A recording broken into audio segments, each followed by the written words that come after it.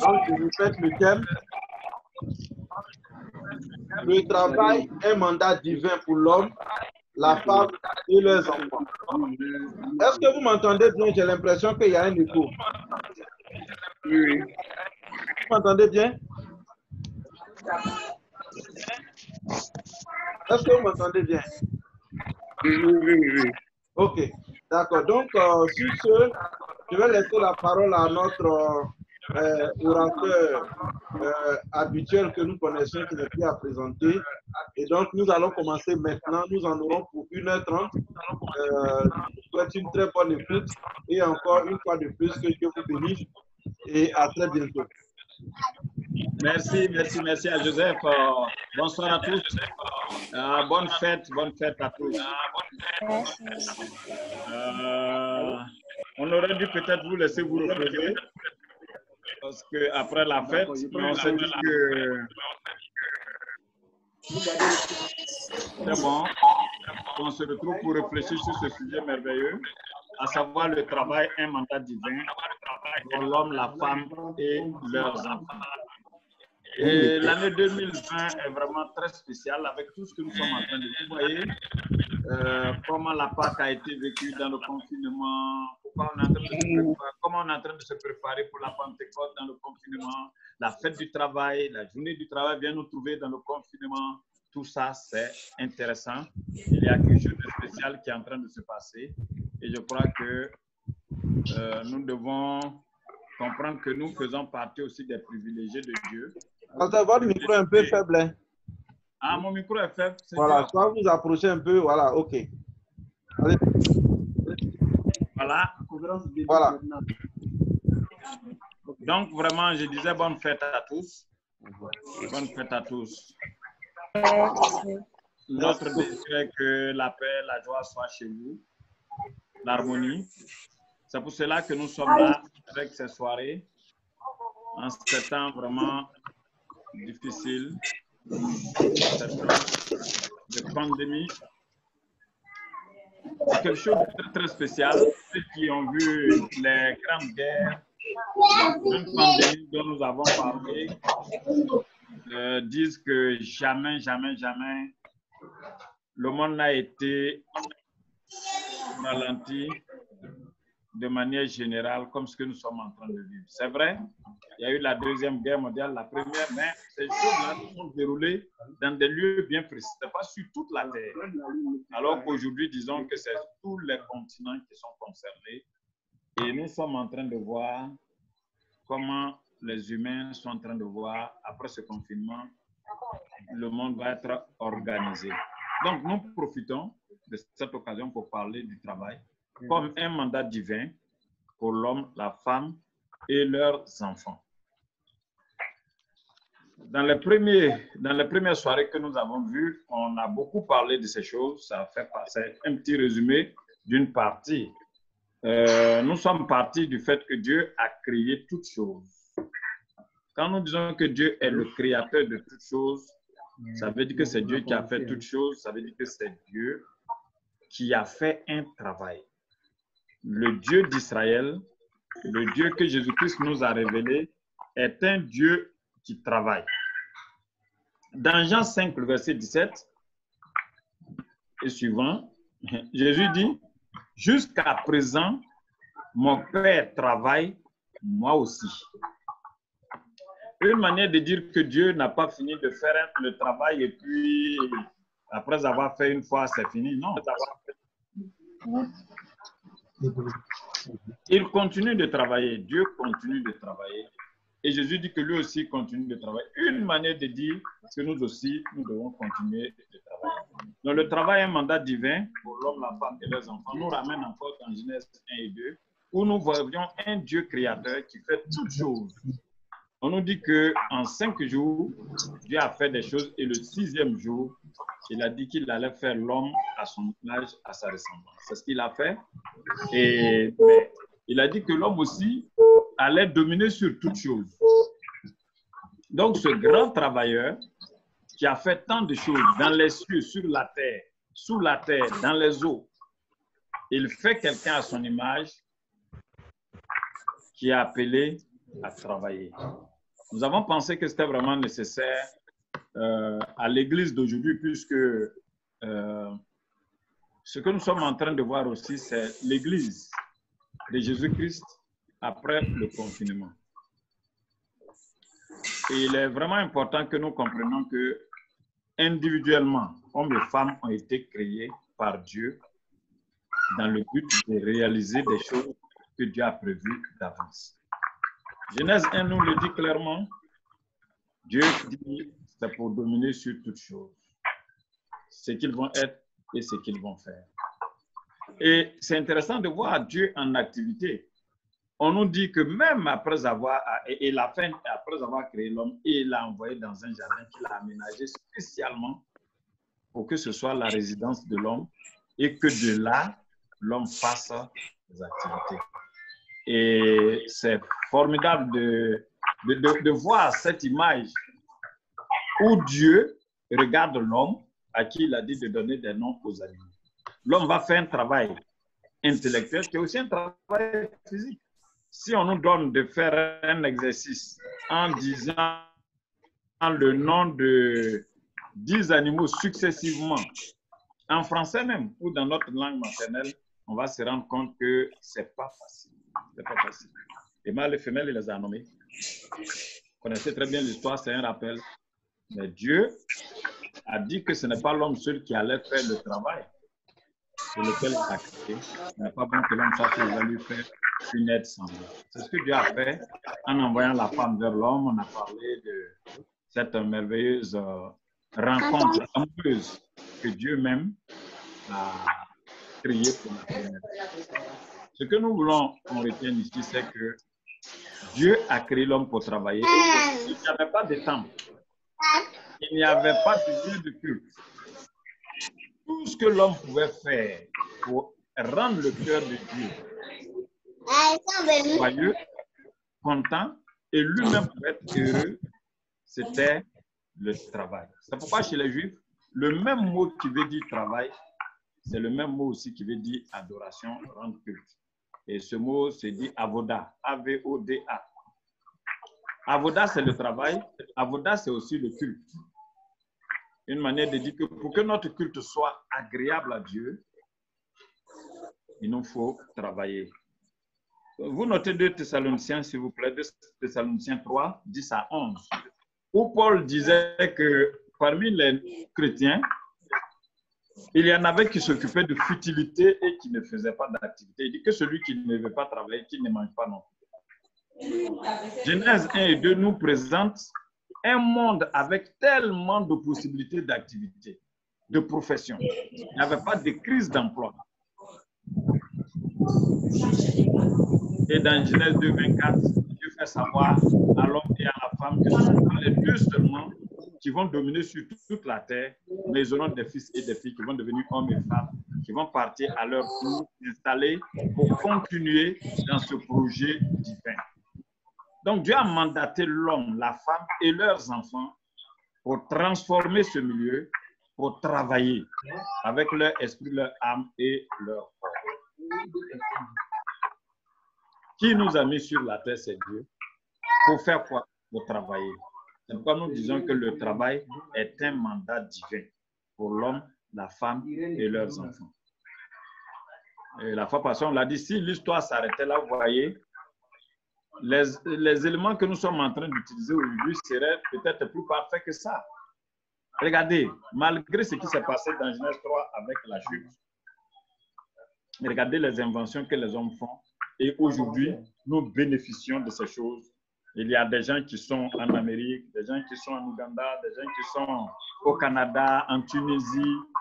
Après, certainement, je vais nous dire où viennent encore des gens. De partout, les gens sont en train de nous regarder. Parce que des gens ont travaillé, parce que des gens ont compris que le travail est un mandat différent. Nous en parlons parce que souvent dans l'Église, nous pensons que c'est Dieu qui va venir tout faire pour nous. C'est le Saint-Esprit qui va venir tout faire pour nous. C'est pourquoi j'ai dit souvent que c'est une grave erreur de faire du Saint-Esprit un petit garçon qu'on envoie pour faire nos courses. Dieu nous met sur la terre pour travailler et nous, on envoie Dieu faire ce qu'on doit faire. Parce qu'il y a eu des problèmes, comme on l'a vu la fois passée, dans Genèse 3. Mais même quand il y a eu des problèmes dans Genèse 3, Dieu n'a pas dit qu'il n'y aura pas de travail. Pour ne pas revenir sur certaines choses dont on a déjà parlé, vous allez dans Genèse 3, le verset 17, vous allez voir. En jugeant l'homme, Dieu va dire, à partir du verset 17, il lui sera difficile d'écouter la voix de sa femme. Voilà. Mais il va maintenant connaître des difficultés dans le travail parce que le travail qui était l'adoration de Dieu, le travail qu'on faisait en y trouvant du plaisir, le désir de l'homme de devenir comme Dieu. Et il a échoué, ça fait que maintenant le travail va être rendu difficile. Quand nous parlons du travail souvent dans l'église, on a l'impression que aller s'asseoir à l'église toute une journée, c'est mieux que d'aller faire une activité pour pouvoir se prendre en charge. Alors que la Bible dit que si nous avons la nourriture et le vêtement, cela nous suffit pour ne pas qu'on tombe dans des travers. Mais il arrive que le minimum manque. Des gens pensent que rester à l'église assis toute la journée, c'est mieux. Et souvent même, on entend des frères dire, tu es trop attaché à ton travail. Tu es trop attaché à ton travail. Alors que, vous voyez, dans Exode 20, le verset 9, Exode 20, verset 9, et Exode 34, 21, Exode 34, 21, Dieu dit, tu travailleras en 6 jours et tu feras tout ton ouvrage. Tu travailleras en 6 jours et tu feras tout ton ouvrage. Bien-aimés frères et sœurs, est-ce que vous pensez que cette loi concerne aussi les chrétiens? Oui, c'est pourquoi Paul a interpellé nos frères qui s'occupaient de tout. Qu'est-ce que nous faisons du temps que Dieu nous donne? On a toujours cité ce merveilleux passage qui fait partie intégrante de la vision de l'ONG Une famille. Éphésiens 2:10. Nous avons été créés en Jésus-Christ pour de bonnes œuvres que Dieu a préparées d'avance pour que nous les accomplissions. Ça veut dire quoi? Dieu nous a envoyés sur la terre pour qu'on travaille. Dieu nous a envoyés sur la terre pour qu'on travaille. Et le travail, ça fait partie du service de Dieu. Et donc, en 6 jours, tu vas faire tout ton travail. Et le 7e jour, tu vas te reposer. Qu'est-ce qui nous donne droit au repos? C'est parce qu'on a travaillé. Et chez les Juifs, c'est ça. Tu fais ton travail en 6 jours et tu te présentes devant Dieu pour demander à Dieu de renouveler tes forces parce que tu n'es pas sûr d'avoir tout fait. Et dit, tu feras tout ton ouvrage. Est-ce que vous êtes sûrs, frères et sœurs, que vraiment, chaque semaine, vous arrivez à faire tout ce que Dieu attend de vous? Et puisque nous n'arrivons pas, qu'est-ce qu'on fait? On dit au Seigneur de renouveler nos forces pour que la semaine prochaine, nous fassions mieux. J'exagère souvent en disant que si c'était les chrétiens évangéliques qui devaient diriger le monde, on allait régresser à des millénaires en arrière. Parce que souvent on pense que passer 5 heures, 10 heures, 15 heures, 20 heures en train de répéter les mêmes mots, Seigneur, Jésus, tu es vivant et autres là, c'est tellement de travail. Mais si vous n'êtes pas travailleur, vos prières ne peuvent pas être objectives. Dieu a donné le travail à l'homme. Et travailler, c'est adorer Dieu. Dans la Nouvelle Jérusalem, on travaillera. Dans le millénium, on travaillera. Pour ceux qui ont fait des études, si vous lisez par exemple le livre d'Ézéchiel, vous allez voir. Il y a des hectares qui sont prévus avec le nombre de travailleurs dedans et les nations travailleront pendant le millénium. C'est pas parce que Jésus est là que le pain tombera du ciel. Dieu a prévu l'homme avec la possibilité de manger et d'entretenir l'environnement, par le travail. Et le travail se fera toujours, comme Jésus l'a dit, jusqu'à présent, mon Père travaille, moi aussi. On a déjà voulu relever aussi quelque chose. Si on était dans Genèse 2, 1 et 2 seulement, il n'y avait pas de problème. Mais vous voyez, quand il y a eu aussi la chute, il y a eu un problème dans les difficultés. Des difficultés de communication, nous avons dit, donc difficulté de pouvoir travailler ensemble. L'homme et la femme se mettre ensemble pour travailler, c'est devenu difficile. Et même quand vous voyez le fait que l'homme ait renommé la femme, il avait appelé femme parce qu'elle a été plus de l'homme, associée à lui pour réaliser les projets pour lesquels Dieu l'a dit. Et quand il y a eu la chute, l'homme a changé le nom de la femme et il a appelé maintenant Ève, qui veut dire en réalité faiseuse d'enfants. Alors que quand Dieu les a bénis, il a dit soyez féconds. Donc c'est l'homme et la femme qui sont féconds. Faire les enfants, c'est l'homme et la femme qui les font. Mais ce n'était pas sous l'onction divine. Ce n'était pas parce qu'il était animé de l'Esprit de Dieu qu'il a dit ça. Mais c'est plutôt dans la frustration Dans les blessures, on a cité les 9 grandes blessures, il n'a pas passé les 4 que Adam et Ève ont connues avec l'homosexualité. On en a cité 9. C'est dans ces blessures-là qu'il appelle la femme blesseuse d'enfants. Et vous voyez, depuis ce temps, les femmes ont été mises à l'écart dans beaucoup d'activités. Mais retenez que le monde qui vient, c'est le monde des femmes et des enfants. On a empêché les femmes de beaucoup travailler. On a dit qu'il y a des activités qui sont uniquement réservées aux hommes. Et si vous voyez dans l'histoire de l'Église, comment les gens se sont battus. Et aujourd'hui, on se rend compte qu'il y a des choses même que les femmes font mieux que nous. Celle qui fait garçon et fille, qu'est-ce qu'elle ne peut pas faire? Avec les femmes, souvent, on essaie de voir un peu quelles sont les activités que l'homme peut faire, quelles sont les activités que la femme peut faire, quelles sont les activités que chacun ne peut pas faire. Jusqu'à présent, on a trouvé 2 activités principales que chacun ne pourra pas faire. La femme ne pourra jamais enceinte l'homme. L'homme ne pourra jamais porter de grossesse. N'est-ce pas? N'est-ce pas? C'est pour vous détendre. Sinon, qu'est-ce qu'une femme ne peut pas faire? C'est elle qui fait l'ingénieur. C'est elle qui fait le savant. C'est elle-même, par elle, que Dieu est passé. Alors, c'est pour demander aux chrétiens de desserrer les taux. Nous étions dans un séminaire où on a relevé une trentaine d'activités que la femme créée par Dieu peut faire et doit faire. Dans Proverbe 31, que vous pouvez noter, ça, on aura une soirée spéciale là-dessus. Je ne sais pas si les hommes voudront venir à cette soirée, mais ça sera avec les femmes. Quand vous on en a parlé, puis il y a une femme qui dit non, ça là, c'est une femme qui ne prie pas, c'est une femme qui n'est pas spirituelle. Je dis, mais attends, toutes ces activités que cette femme fait là, si elle ne prie pas, est-ce qu'elle peut le faire? Nous allons sortir du confinement et nous disons qu'il y aura un nouveau monde, une nouvelle église. Il faudrait qu'il y ait aussi de nouveaux chrétiens dont la mentalité change. Dans nos églises, c'est 80 à 90% de non-travailleurs. Et ce n'est pas normal. Nous avons un Dieu qui travaille, qui nous encourage au travail. Quand Dieu même a pris la forme humaine, qu'il est venu sur la terre, il a exercé un métier. Je parlais avec un menuisier, j'ai dit, Jésus a été béni, ce menuisier. Il dit non, c'est Joseph qui l'a été. J'ai dit, tu n'as pas lu toute la Bible. Il y a où on a dit c'est le fils, mais lui aussi. Et puis, comment on peut concevoir même en Israël qu'un père fasse un métier et puis l'enfant grandit avec le fils qu'il n'ait pas appris de lui?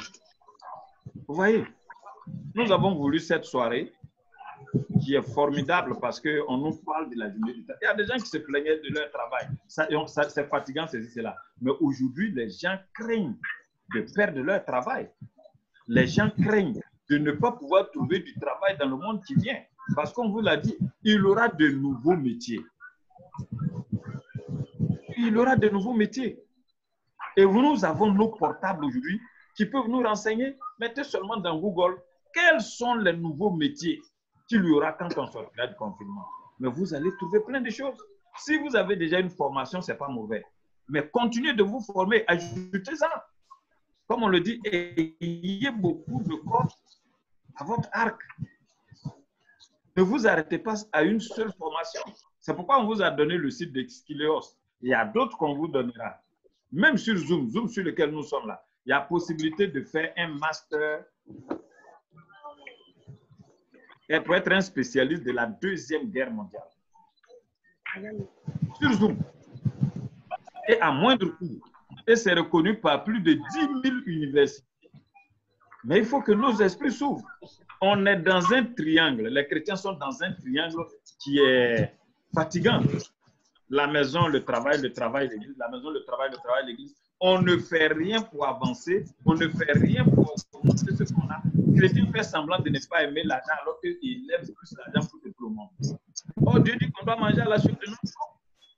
C'est vrai que le chrétien est venu augmenter les difficultés dans le travail. Mais je disais la fois passée, si quelqu'un en Côte d'Ivoire, qui l'a faim, c'est qu'il est méchant envers lui-même. Il y a tellement de choses qu'il fait dans le monde. J'ai accepté le Seigneur en 1981. Et on était avec des amis avec qui on était de beaux chrétiens. Jusqu'à présent, il y en a qui ne sont pas eunuques, mais qui n'ont même pas pu se faire une maison. Pas construire forcément une maison, mais je vais dire, ils n'ont même pas pu avoir une famille. Alors que très tôt, Dieu a fait savoir, dans Proverbe 24, 27, notez Proverbe 24, 27, s'il vous plaît, c'est tout un séminaire qui est là, mais on les survole pour vous encourager. Dans Proverbe 24, 27, la Bible dit, mais soigne tes affaires au dehors, mets ton champ en état et tu bâtiras ta maison. Combien d'affaires les chrétiens au dehors? Dans beaucoup de commentaires de la Bible que moi j'ai lu, on dit non, mets tes affaires, arrange bien tes affaires dehors, là, mets tes soins là. Ça veut dire qu'il faut arranger avec Dieu, il faut arranger avec ton prochain. Ça fait partie, c'est vrai. Mais c'est le travail, c'est des affaires vraies pour avoir l'argent, pour vivre, pour soutenir l'œuvre de Dieu. Et la Bible va jusqu'à dire que si on sait chercher l'argent comme on cherche Dieu, et une manière de dire que celui qui ne sait pas chercher l'argent, selon la loi que Dieu a mise par le travail, il ne peut pas savoir chercher Dieu. Quand on entend aujourd'hui nos frères et sœurs dans les rues qu'ils annoncent la bonne nouvelle acceptée, je me dis, si tout le quartier vous suit dans vos églises-là, comment vous allez les nourrir? C'est pour créer encore cette affaire des disciples-là. Imaginez si dans une église, en dehors de ceux qui sont en prison et de ceux qui sont hospitalisés, si tout le monde travaille. Quand nous allons sortir, les pasteurs et les anciens, vous qui êtes là, donnez-vous ce défi d'avoir une église 100% travailleurs. Que les hommes et les femmes travaillent. Vous connaissez l'histoire de Yonggi Cho? En Corée du Sud. Quand les femmes n'étaient pas encore dans la... Parce qu'ils disent non, dans notre culture, les femmes doivent s'occuper des enfants, les femmes doivent être là. Et les femmes ne sont pas payées. On n'a pas fait de bulletin de salaire pour elles. Mais imaginons, et restez, vous êtes à la maison, voyez comment, que ce soit votre épouse ou bien les soeurs qui sont là pour vous aider, imaginez la somme de travail que ces femmes-là font. On ne les paye pas pour ça. Donc, en Corée, là, on disait, oui, les femmes, là, Dieu les a suscitées pour qu'elles aillent prier. Je vous mets au défi.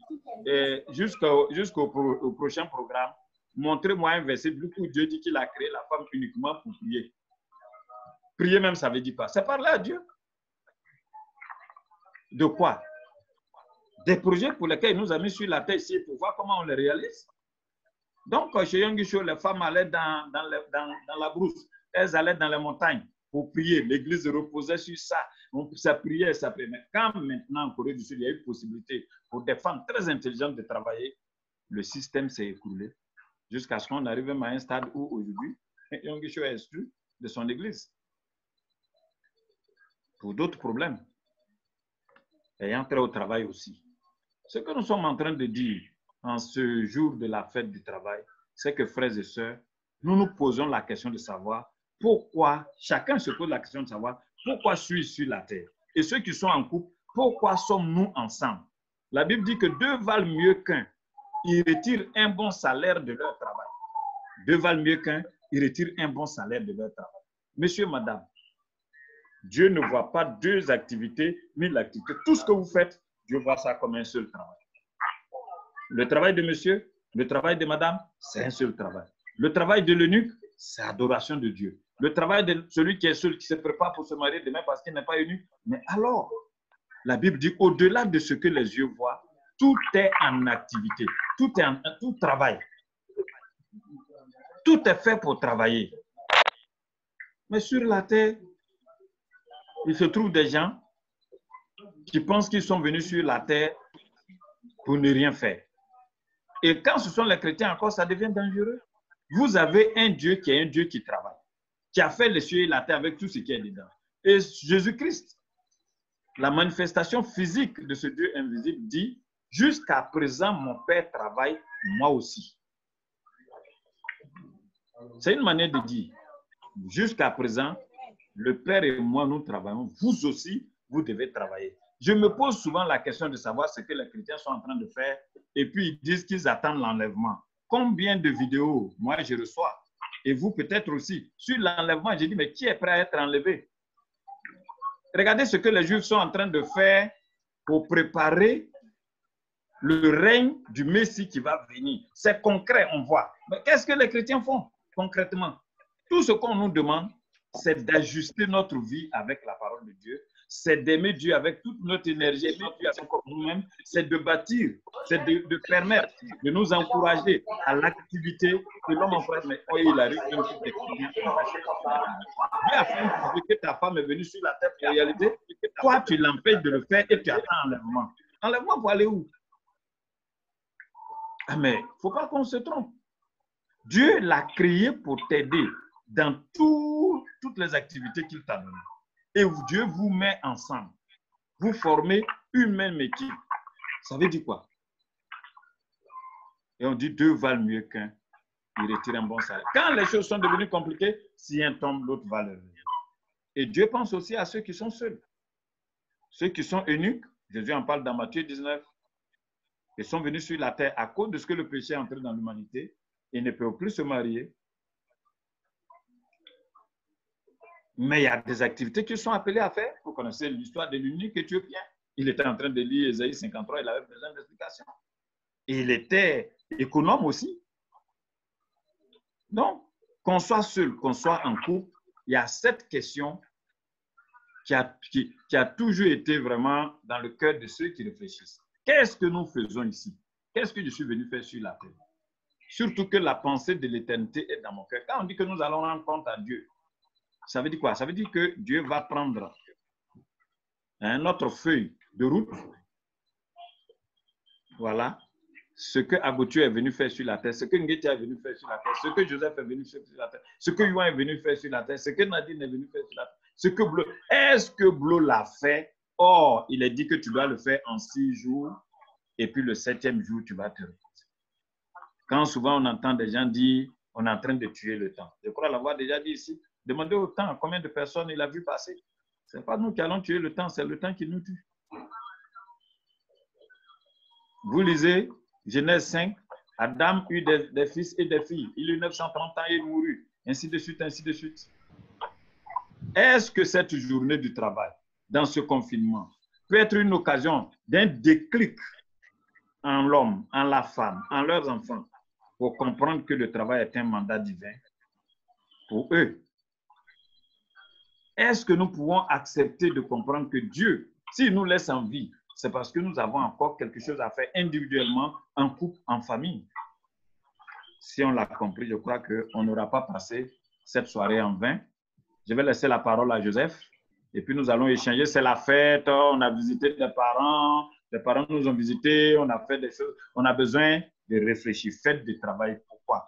On vous a envoyé une vidéo, je ne sais pas si vous avez vu, comment des gens ont souffert pour pouvoir trouver du travail. Comment des gens ont été exploités. Quand on parle aujourd'hui de 9 heures de travail ou 8 heures de travail que les gens réclament, 24 heures.